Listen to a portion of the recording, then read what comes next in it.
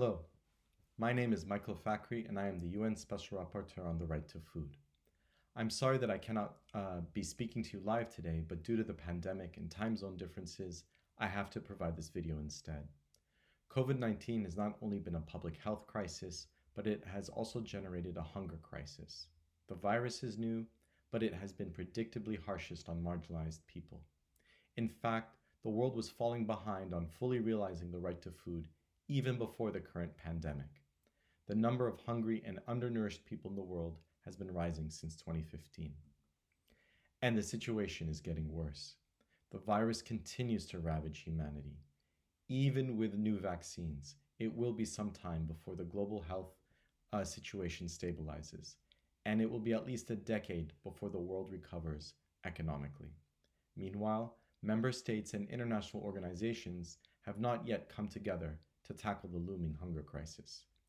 Different international organizations are doing their best, but there remains no internationally coordinated action responding to the hunger crisis caused by the pandemic. Not at the General Assembly, not at the Human Rights Council, and not at the Committee on World Food Security. I should add that COVID-19 is also not on the agenda of the Food Systems Summit. Governments are stretched thin, and people are getting more sick, tired, and hungry. The death toll increases.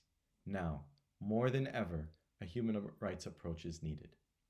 Here's why.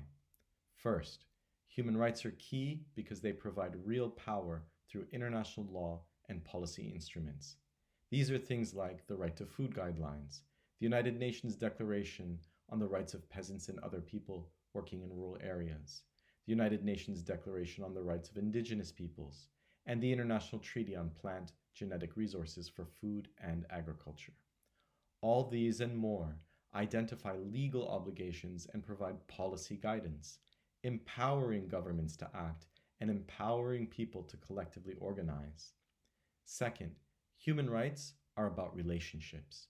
More specifically, human rights focus on the relationship between governments and people. That relationship is key to getting us through this crisis, to navigate the complexities of the food system. In the end, governments are only as strong as its people.